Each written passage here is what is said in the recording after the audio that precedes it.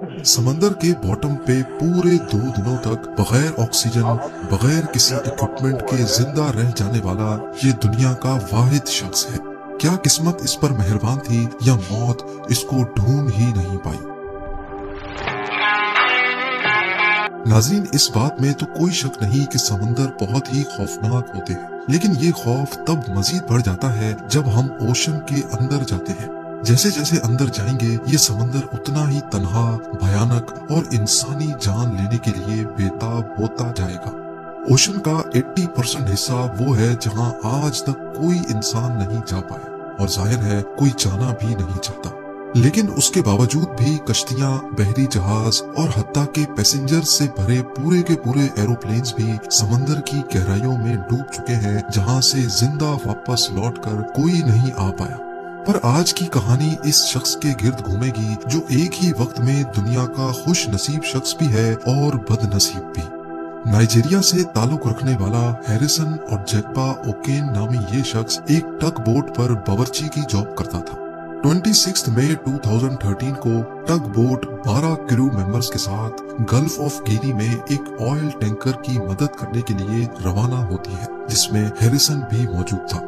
Nigeria के साहिल से 32 kilometre दूर गल्फ ऑफ गिनी में बताई गई लोकेशन पे एक ऑयल टैंकर फंस चुका था।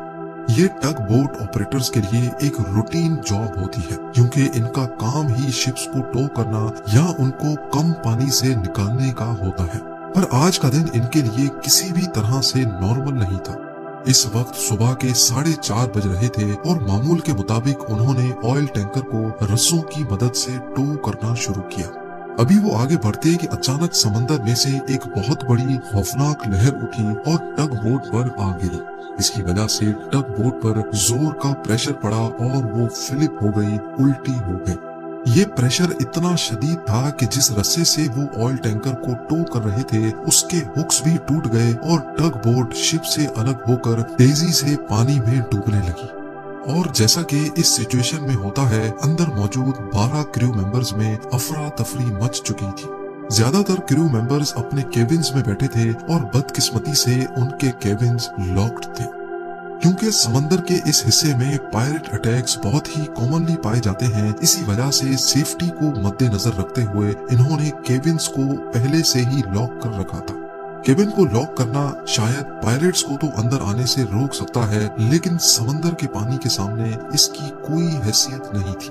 पानी बहुत तेजी से केबिन के अंदर अपना कब्जा जमा रहा था, लेकिन खुशकिस्मती से हैरिसन बोट उलटने से पहले ही केबिन से निकलकर वॉशरूम गया था। जिस वक्त बोट उल्टी तब वो सिर्फ अपने अंडरवेयर में मौजूद था और बुरी तरह से वॉशरूम की छत से जा लगा।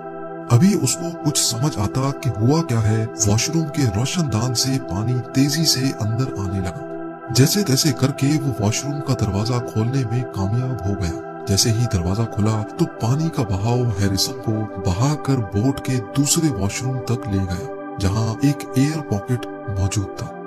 इस वक्त तक बोट पर बिल्कुल अंधेरा छा चुका था, इतना अंधेरा कि हैरिसन को अपने हाथ तक भी नजर नहीं आ रहे थे। उसको बस ये महसूस हो रहा था कि वो पानी के अंदर है और उसका फेस किसी एयर पॉकेट से बाहर निकला हुआ है। इतने में टग बोट समंदर के बॉटम पे जा लगी और एक झटके के साथ ही खामोशी सी छा गई। टग बोट ओशन सरफेस से 30 मीटर या फिर 100 फीट नीचे जा चुकी थी। ये इतनी ही गहराई है जितनी 8 स्टोरी बिल्डिंग की ऊंचाई होती है। हैरिसन, जिसको पानी में तैरने का कोई एक्सपीरियंस ही नहीं था, वो सिर्फ एक अंडरवेयर पहने ठंडे पानी और घुप अंधेरे में बिल्कुल तन्हा रह गया था। उसको मालूम था कि उसके बचने का चांस ना होने के बराबर है, क्योंकि जिस एयर पॉकेट में वो सांस ले रहा था वो किसी भी वक्त पानी से भर सकता था। जैसे तैसे करके उसने यहाँ से निकलने का फैसला किया।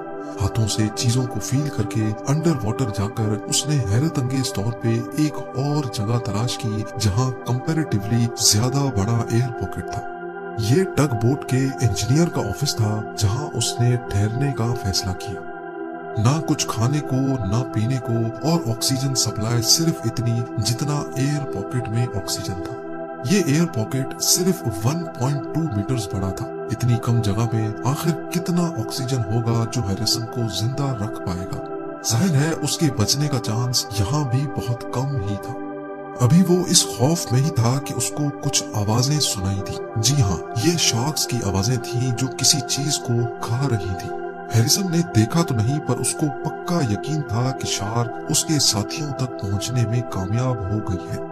हैरिसन जो मौत के मुंह के अंदर जिंदा मौजूद था, उसने अब अपना दिमाग चलाना शुरू किया।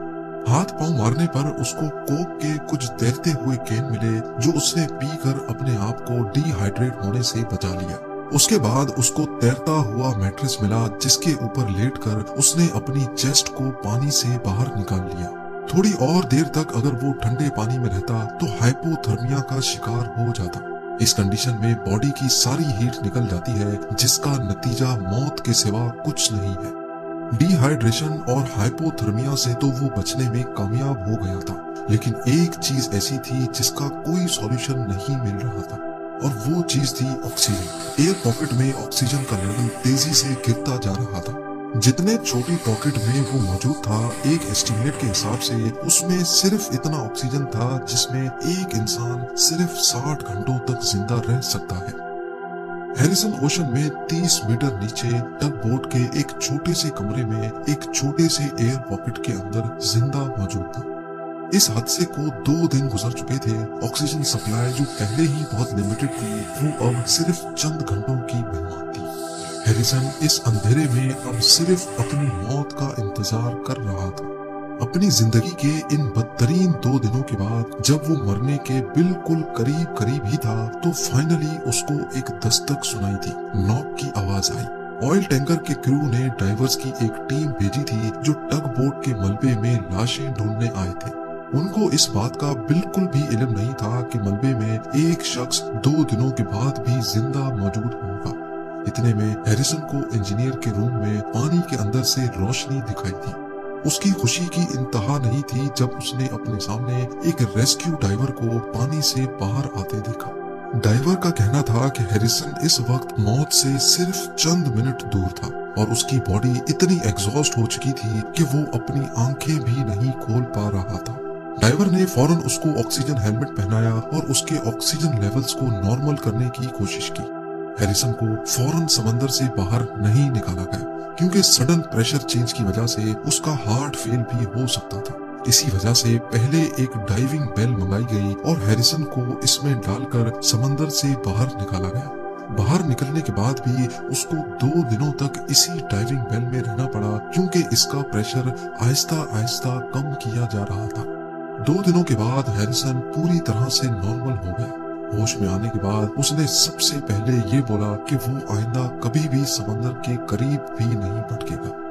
हैरिसन और जैगवा ओकेन किसी भी डाइविंग इक्विपमेंट के बगैर समंदर के बॉटम पे सबसे ज्यादा वक्त गुजारने और फिर जिंदा वापस बाहर निकलने वाला दुनिया का पहला और शायद आखिरी शख्स है। अपनी जिंदगी के इन बदतरीन 2 दिनों ने हैरिसन को इतनी गहरी चोट पहुंचाई है कि आज तक उसको बुरे सपने सताते रहते हैं।